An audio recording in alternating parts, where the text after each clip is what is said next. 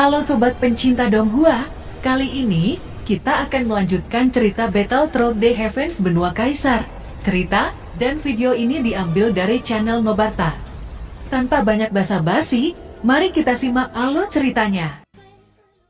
Melanjutkan dari cerita sebelumnya, cakar tajam Longyan telah berhenti di tenggorokan Longba. Longba duduk di tanah dengan keringat dingin di wajahnya. Longyan menghentikan cakar naganya setelah mendengar Longba menyerah, dan kemudian mengulurkan tangan untuk membantu Longba berdiri. "Terima kasih saudara Longyan atas belas kasihan Anda," ucap Longba berdiri dengan bantuan Longyan. Saat ini semua orang yang menonton pertempuran menjadi terdiam untuk sesaat. Mereka masih tidak menduga dengan apa yang sudah mereka saksikan. Pertarungan berakhir. Longyan menang, ucap suara pengumuman yang bergema. "Kalau bukan hanya untuk belajar, saya takut saya sudah kehilangan hidup saya.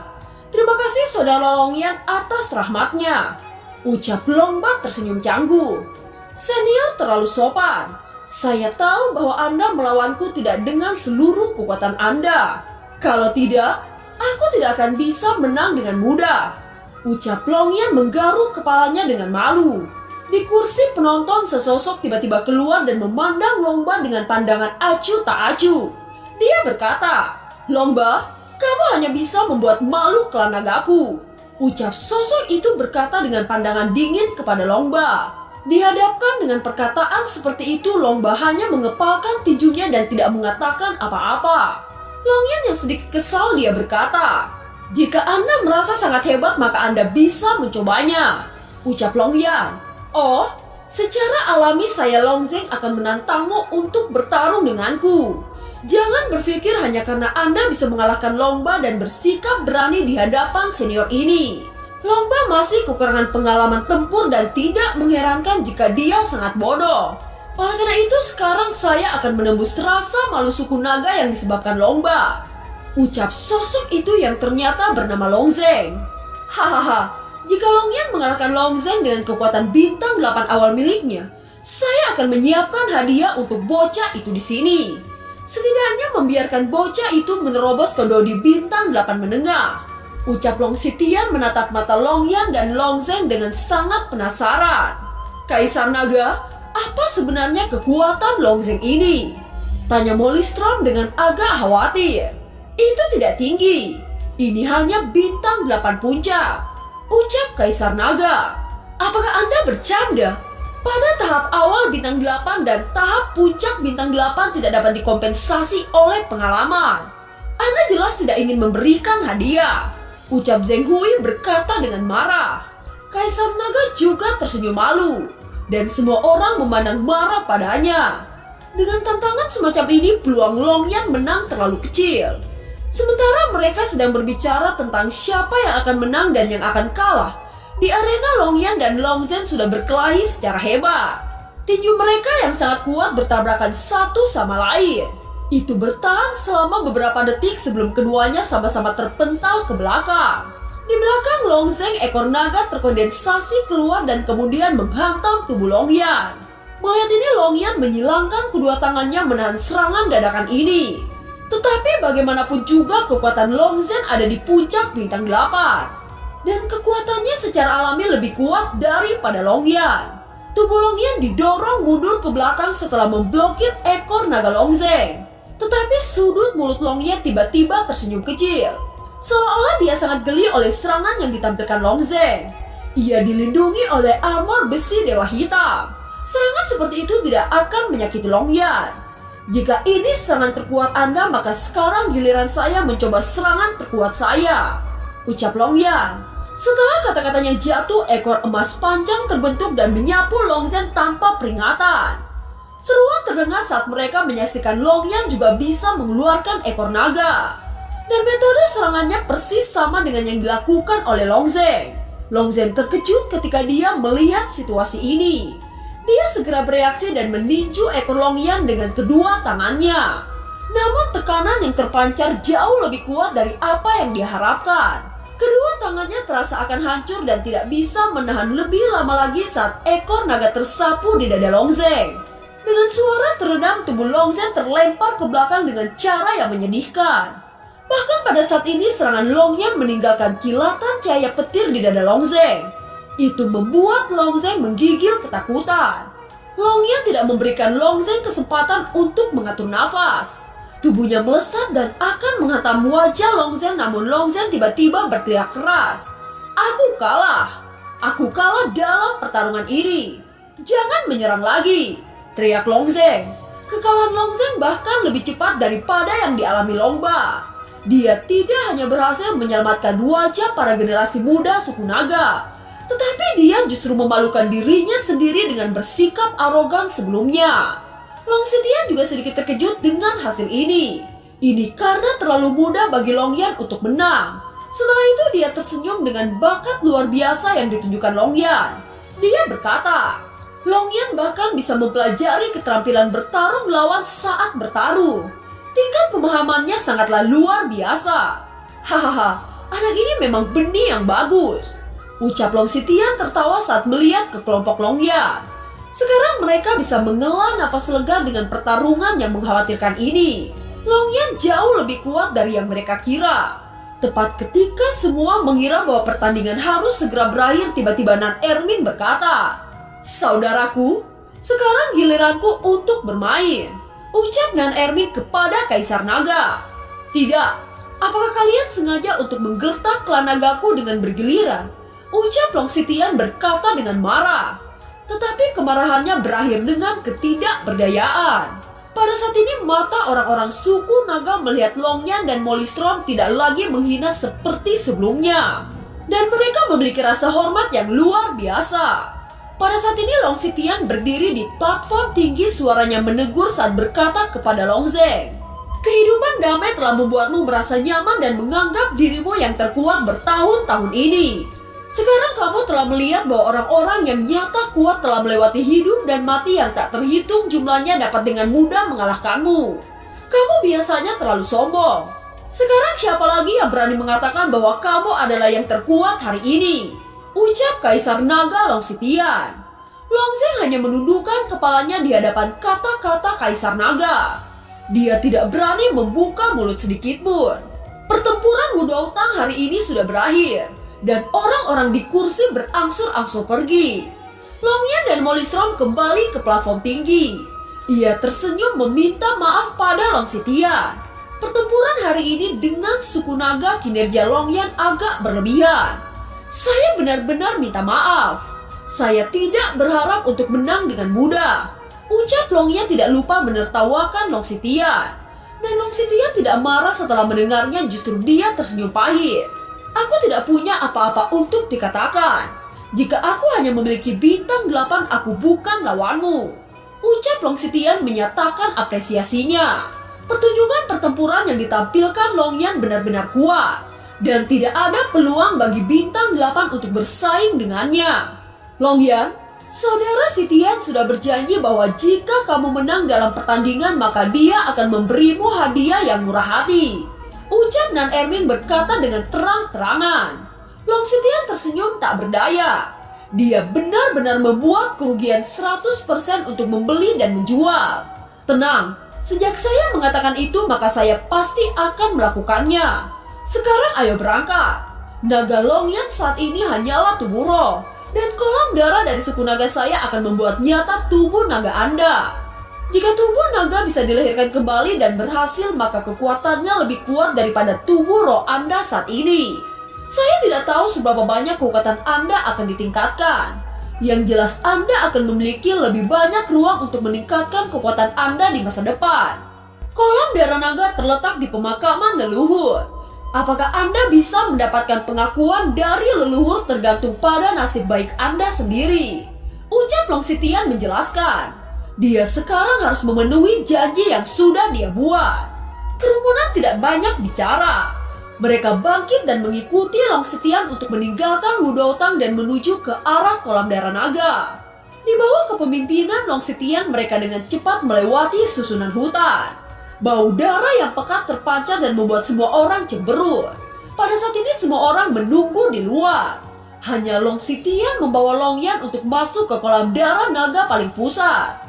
Buka semua pakaianmu. Saya akan memandu Anda ke kolam darah pemakaman para leluhur. Ingat, ada batu nisan hitam di makam para leluhur. Anda jangan menyentuhnya, ucap Long Sitian. Long Yan mengangguk. Dengan cepat menanggalkan pakaiannya dan melangkah ke kolam darah naga. Long Yan perlahan berjalan ke tengah kolam darah naga. Darah di kolam segera bergejolak seperti makhluk hidup. Itu benar-benar membungkus tubuh Long Yan. Akhirnya Long Yan mulai duduk di tengah kolam darah naga. Kulit di tubuhnya tiba-tiba merasakan sensasi kesemutan yang membakar. Tutup matamu dan istirahatlah, ucap Long Sitian. Long Yan menutup matanya dan mengembuskan nafas panjang berusaha mengabaikan rasa sakit di tubuhnya. Makam para leluhur, saya adalah kaisar keluarga naga. Hari ini saya membimbing generasi muda untuk memasuki makam leluhur untuk mencuci darah. Dan saya berharap para leluhur membantunya untuk berhasil, ucap Long Sitian. Segel tangan Long Sitian bergerak secara misterius dan tanda emas muncul di tangannya. Itu merupakan token yang mewakili identitas Kaisar Naga yang diturunkan dari generasi ke generasi. Dengan munculnya token emas, cairan kental di kolam darah naga menjadi lebih aktif dan dengan cepat naik ke tubuh Long Yan. Seolah-olah itu akan menelan seluruh tubuhnya. Darah merah terus naik ke atas tubuh Long Yan dan menutupi seluruh kepalanya dengan darah. Sementara bagian luar tubuh Long Yan sudah tertutupi dengan darah, tiba-tiba jiwanya memasuki dunia lain. Hanya ada gurun yang luas di tempat ini. Langit redup tidak normal, dan batu nisan tersusun rapi di tanah. Long Yan berdiri di tengah-tengah batu nisan ini dan terlihat agak bingung. Setelah beberapa saat ada 3 sosok perlahan-lahan muncul. 3 sosok leluhur ini bernama Long Hun, Long Chen, dan Long Tian. Leluhur Long Hun itu berkata, "Siapa yang datang? Ini sebenarnya bukan keluarga naga kita," ucap leluhur Long Hun menatap Long Yan dengan heran. Jika dia bukan suku naga, seharusnya dia tidak akan bisa memasuki makam leluhur. Tetapi kenyataannya Long Yan bisa masuk dan membuatnya sedikit terkejut. Ketika leluhur Long Hun berkata seperti itu, 2 leluhur lainnya segera mengamati Long Yan dengan cermat. Dan setelah pengamatan cermat, mereka menentukan bahwa Long Yan memang bukan klan naga. Tidak terduga bahwa bocah Long Sitian mengirim seseorang ke makam para leluhur sesuka hati seperti ini.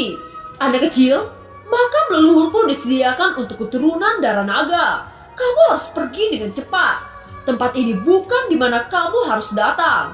Cepat dan pergi, ucap leluhur Long Tian dan Long Chen. Long Yan tidak berbicara terlebih dahulu dan melihat sekeliling. Setelah itu dia bergerak dan menampilkan tubuh naga di hadapan ketiga leluhur itu. Tubuh naga Long Yan yang besar memancarkan warna emas yang tampak sangat indah. Dengan munculnya tubuh naga, suara-suara yang mengusir itu dengan cepat berhenti. Untuk sementara waktu mereka terdiam ketika menyaksikan tubuh naga emas Long Yan. Apakah anak ini roh surga dan bumi yang legendaris? Bocah Long Sitian sebenarnya ingin membiarkannya mewarisi darah naga untuk memiliki tubuh naga asli, ucap leluhur Long Hun. Jika ia benar-benar berhasil, saya tidak bisa membayangkan seperti apa masa depannya, ucap leluhur Long Tian. Jika kita bisa mendapatkan penerus yang sangat kuat, itu sama halnya mengembalikan suku naga ke tingkat kuno, ucap leluhur Long Chen. Sayang sekali warisanku sudah diberikan kepada Xian sebelumnya. Tubuh roh anak ini adalah bentuk naga, dan potensinya tidak lebih buruk dari Xian sebelumnya, ucap leluhur Long Hun. Jangan khawatir, saya adalah naga ungu bersayap 6. Apakah adik laki-laki ini bersedia menjadi muridku dan menerima garis darahku? Ucap leluhur Long Chen dengan wajah penuh semangat. Dia adalah raja naga ungu bersayap 6 yang sangat besar. 6 sayap besar itu bisa digambarkan menutupi langit. Tunggu, saya adalah naga roh tulang emas. Saya tidak kalah jika dibandingkan dengan naga ungu bersayap 6. Apakah adik laki-laki bersedia menjadi muridku? Ucap Long Tian di atas langit berubah menjadi naga petir emas yang sangat besar. Namun jika dibandingkan dengan naga ungu Long Chen, dia masih sedikit lebih kecil. Meski begitu, dia masih terlihat sangat mendominasi.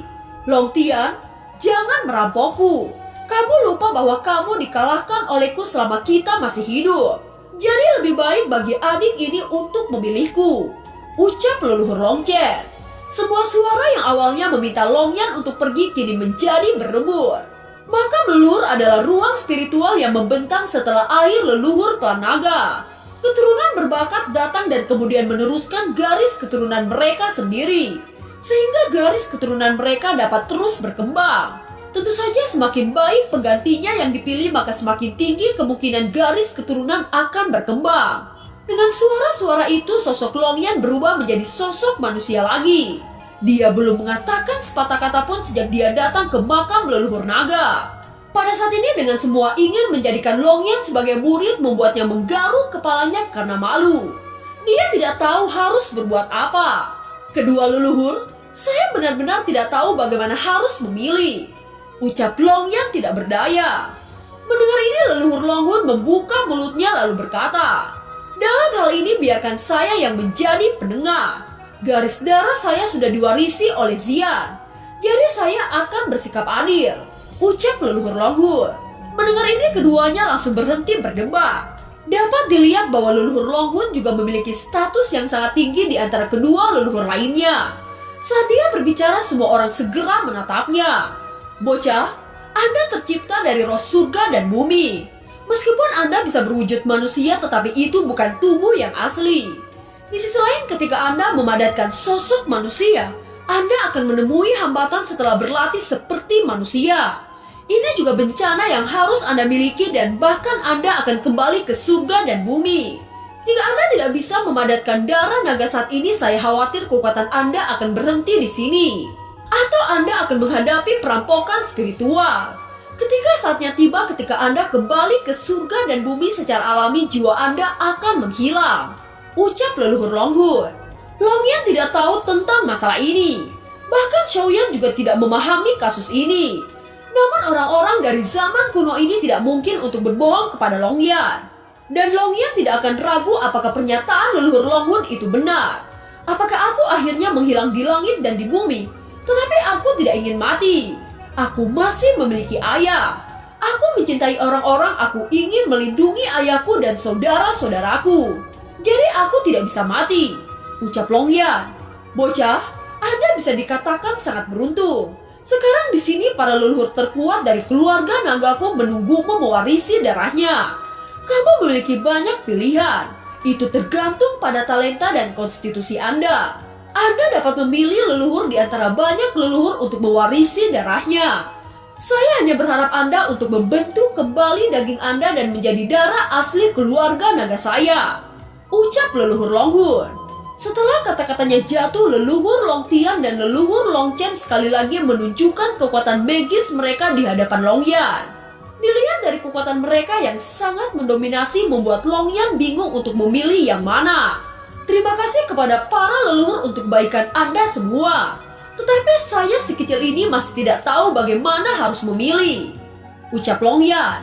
"Aku merasa tubuhmu memiliki guntur dan kilat. Dalam hal ini kamu harus memilih sesuai dengan karakteristikmu sendiri. Leluhur Longchen, bocah ini sangat cocok untukmu. Saya ingin tahu apakah kamu menerimanya," ucap leluhur Longhun. "Saya secara alami ingin melihat apakah bocah kecil ini akan bersedia," ucap leluhur Longchen tertawa. "Saya rasa keputusan ini sangat cepat. Saya khawatir bocah ini hanya cocok denganku," ucap leluhur Longtian masih tidak mau menyerah. Dan masing-masing leluhur di sini berharap bahwa garis keturunannya dapat memiliki kualifikasi yang baik. "Anak kecil, jika Anda meneruskan naga roh tulang emas saya akan memberimu keterampilan bertarung tingkat suci dan keterampilan bertarung tingkat domai. Itu setidaknya meningkatkan kekuatanmu ke level lain," ucap leluhur Longchen. "Anak kecil, naga saya bersayap 6. Tidak hanya memberimu keterampilan bertarung suci, tetapi juga keterampilan sihir 6 sayapku yang asli," ucap leluhur Longtian. Serangkaian hadiah dermawan segera membuat Longyan bahkan lebih malu. Dengan senyum pahit dan bertanya-tanya yang mana yang baik. Sementara mereka masih ingin merebutkan Longyan dan Longyan masih bingung. Tiba-tiba sebuah suara terdengar di telinga semua orang. Dengan munculnya suara itu, semua leluhur langsung berhenti berbicara. Sebuah batu nisan hitam naik dengan asap hitam dan mengembun menjadi bayangan kepala naga hitam. Wajah semua leluhur naga berubah dan menatap sosok itu dengan sedikit takjub. "Kalian, kenapa kalian tidak membiarkan saya mengatakan 2 hal? Ucap sosok hitam itu memandang semua leluhur suku naga. Ini sebenarnya Raja Naga Hitam. Anda bahkan ikut keluar di sini. Ucap ketiga leluhur itu tersenyum pahit. Longyan segera teringat penjelasan Kaisar Naga sebelum dia datang ke sini. Ingatlah untuk tidak menyebut batu nisan hitam. Sosok Raja Naga Hitam yang merupakan Raja Naga Hitam itu berkata, "Anak kecil, bisakah kamu mewarisi warisanku?" Ucap Raja Naga Hitam itu memandang Longyan. "Senior, bolehkah saya memilih untuk menolak?" Ucap Longyan berkata tanpa ragu-ragu. Semua leluhur klan naga menatap Longyan dengan mata kaget. Mereka tidak berharap Longyan menolaknya dengan sederhana. "Kamu harus memikirkannya terlebih dahulu. Warisan yang saya berikan adalah naga dewa hitam. Namun kamu bahkan harus menolaknya," ucap leluhur Raja Naga Hitam. Setelah kata-kata leluhur Raja Naga Hitam jatuh, tiba-tiba kabut hitam yang menempel di dinding berubah menjadi sosok naga hitam besar. Sosok naga itu begitu besar sehingga membuat leluhur lain terlihat seperti anak kecil. Selain nama Raja Naga Hitam, saya juga punya nama yang disebut Zujiujin, ucap leluhur Raja Naga Hitam. Kebanyakan orang akan menunjukkan ekspresi ketakutan ketika mereka mendengar nama tersebut.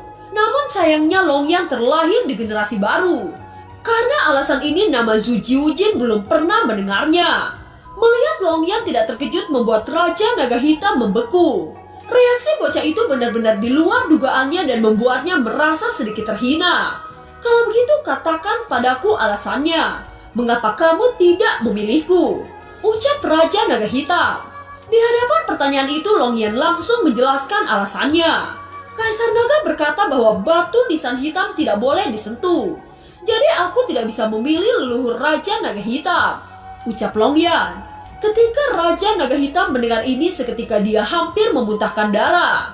Wajahnya tiba-tiba berubah menjadi marah. Dan dia segera mencabut roh Kaisar Naga ke dimensi pemakaman leluhur. "Bocah laki-laki Sitian, mengapa kamu memberitahunya bahwa batu nisan hitam saya tidak boleh disentuh?" tanya Raja Naga Hitam menunjuk Long Sitian dan mengutuk. Long Sitian tampak kusam. Dia berlutut ketakutan ketika dia melihat ini. "Leluhur lama, saya hanya khawatir anak ini mengganggu Anda. Jadi saya mengingatkannya," ucap Long Sitian dengan suara gemetar. "Aku ingin mewariskan garis keturunanku kepada bocah ini. Sekarang kamu harus berbicara dengannya," ucap Raja Naga Hitam kepada Long Sitian. Mendengar ini Long Sitian hanya tersenyum pahit. Awalnya dia berharap bahwa ada salah satu leluhur yang akan bersedia memberikan Longyan garis darahnya. Tetapi saat ini begitu banyak leluhur naga yang muncul untuk menginginkannya. Yang lebih menakutkan adalah Raja Naga Hitam bahkan keluar untuk memberikan warisannya. Raja Naga Hitam adalah keberadaan yang paling tinggi di makam leluhur suku naga. Tidak ada satupun dari senior suku naga yang telah mendapatkan warisan darinya. Long Sitian tidak berharap bahwa penampilan Longyan menyebabkan sensasi besar seperti ini. Long Sitian berdiri menatap Longyan dengan senyum pahit. "Saudara Longyan, karena leluhur naga hitam menyukaimu, kamu dapat mengambil alih warisan ini. Saya tidak tahu keberuntungan apa yang kamu miliki. Bahkan leluhur naga hitam memperlakukanmu secara berbeda," ucap Long Sitian. "Bukankah Anda baru saja memberitahuku bahwa saya tidak bisa menyentuh batu nisan hitam?" ucap Longyan. "Aku benar-benar minta maaf. Ini penglihatanku yang meremehkan bakat saudara Longyan. Jika Anda bisa mewarisi leluhur naga hitam, masa depan Longyan akan luar biasa," ucap Long Sitian tampaknya sedikit bersemangat. Longyan tanpa berpikir lagi saat dia buru-buru menganggukkan kepalanya. "Hahaha, anak kecil, bisakah kamu sekarang menjadi muridku dan menjadi pewarisku?" ucap leluhur Raja Naga Hitam tertawa keras. "Senior, saya bersedia menjadi ahli waris Anda. Saya memberi hormat kepada guru," ucap Longyan membungkuk di hadapan Raja Naga Hitam.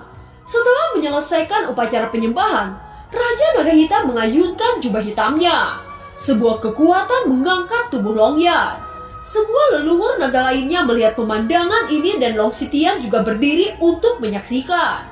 Di makam leluhur suku naga, adegan ini adalah peristiwa terbesar.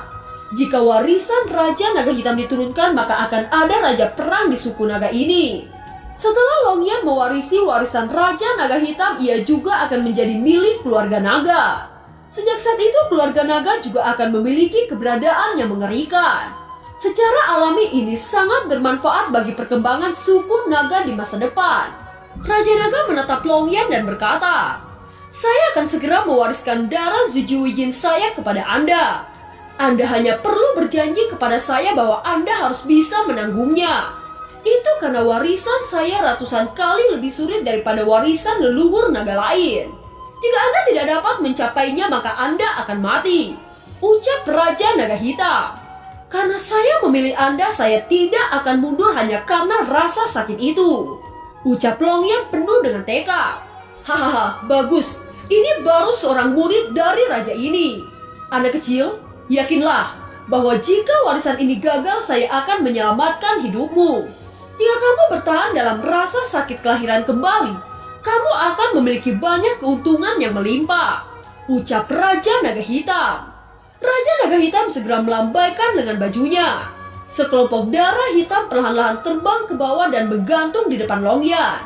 "Telan itu," ucap Raja Naga Hitam. Longyan mengangguk dan segera membuka mulutnya untuk menghisap darah hitam ke dalam tubuhnya. Tiba-tiba Longyan mengeluarkan teriakan yang sangat keras. Semua orang memandang Longyan dengan sedikit kesuraman. Mereka bisa membayangkan seperti apa rasa sakit Longyan pada saat ini. Raja Naga Hitam mengangkat tangannya ke arah Longyan, menarik semua tulang Longyan secara langsung. Longyan menjadi sekelompok roh yang sepenuhnya mengelupas dan dibimbing memasuki warisan Zujiwujin. Sekarang akan menjadi penentu keberhasilan atau kegagalan, ucap Raja Naga Hitam itu sedikit mengerang. Dia perlahan-lahan mengangkat tangannya dan menyebarkan roh naga di sepanjang tulangnya. Sesaat kemudian semakin banyak darah hitam keluar, darah hitam berubah menjadi benang-benang sutra. Benang-benang ini terus-menerus terjalin dan kerangka putih mulai terbentuk. Bocah ini merupakan keturunan Raja Naga Hitam. Sangat luar biasa jika dia berhasil menumbuhkan tubuh, ucap ketiga leluhur suku naga sangat terkejut melihat ini. Saat anggota suku naga memasuki kolam pembaptisan akan merasakan rasa sakit yang luar biasa saat tulang dan daging mulai tumbuh. Tetapi bocah itu dengan mudah melewatinya, ucap penatua suku naga. Awalnya para penatua tidak yakin jika Longyan mampu menumbuhkan tubuh. Tetapi saat melihat ini seluruh penatua merasa sangat terkejut. Longyan tidak hanya menumbuhkan tubuh tetapi dia juga mewarisi garis darah Raja Naga Hitam yang merupakan darah naga terkuat di suku naga. Kerangka kering terus-menerus dibungkus oleh darah hitam. Butuh beberapa waktu sebelum darah benar-benar membentuk daging. Bocah ini dapat dianggap sebagai makhluk yang sangat hebat. Sekarang hanya butuh beberapa tahun sebelum Longyan benar-benar bergabung dengan tubuh itu. Sekarang saya akan meninggalkan pemakaman leluhur dan menemui yang lain, ucap Longsitian. Di luar kolam darah seluruh kelompok sangat khawatir tentang Longyan. Mereka mendengar jika seseorang yang ingin membentuk tubuh maka risikonya sangat besar. Saat melihat Longsitian keluar dari kolam darah, mereka semua segera bergegas mendatangi Longsitian dengan wajah khawatir. Kalian semua tidak perlu khawatir. Longyan sudah membentuk tulang dan daging. Hanya membutuhkan beberapa tahun sebelum Longyan benar-benar menyatu dengan tubuh barunya. Sekarang kita kekurangan Xiaoyan, Xiaozan, dan Longyan. Jika menghitung tahun, sepertinya kedatangan alam Dewa Darah sudah semakin dekat. Kalian semua harus melakukan yang terbaik untuk meningkatkan kekuatan tempur kalian, ucap Longsitian. Semua orang menghela nafas lega dan menganggukkan kepalanya. Di bawah kepemimpinan Longsitian, Mollystrom, Nan Erming, Ziying, dan Kim Mu'er semua berlatih dengan keras di suku naga. Singkat cerita, dalam periode waktu ini seluruh kekuatan mereka berempat telah berkembang dengan pesat. Sekarang mereka semua kembali ke Bahtera Tabur. Zeni yang melihat kelompok ini segera bertanya, "Apa yang terjadi dengan kelompok kalian? Di mana Xiaozan dan Longyan dan Zheng Hui?" tanya Zeni. "Tenang, Xiaozan dan Longyan telah memperoleh keuntungan besar. Sekarang mereka melakukan retret dan mungkin butuh waktu cukup lama sebelum mereka keluar dari retret. Sedangkan Zheng Hui berada di suku naga untuk mengenang masa lalunya," ucap Nan Erming. Zeni yang mendengar itu merasa sangat lega. Sebelum Xiaoyan melakukan retret, dia mempercayakan seluruh kelompok kepadanya. Oleh karena itu, saat melihat kelompok yang tidak lengkap, Zeni sangat khawatir. Kalian berempat pasti kelelahan. Saya dan Jing Wuchen telah mendapatkan ikan yang enak di lautan emas ini. Saya akan memasaknya untuk kalian berempat, ucap Zenny. Di sisi lain, di tempat pelatihan Xiaoyan, dia telah memulai evolusi terakhir dari dekrit surgawi 8 kutu. Jika dia berhasil, maka kekuatan Xiaoyan sekali lagi akan mengalami peningkatan yang signifikan. Sudah ada lusinan dari 3 keajaiban dalam tubuh Xiaoyan. Energi ini telah menjaga keseimbangan di bawah kendali dekrit surgawi 8 kutub. Untuk mengevolusi dekrit 8 kutub, Xiaoyan harus menjaga keseimbangan dari ketiga keajaiban dunia. Kalau tidak, maka energi yang kuat saling bertabrakan dan menyebabkan bencana bagi Xiaoyan. Setelah menyerap ketiga roh hantu, Xiaoyan bertanya kepada Zanlao.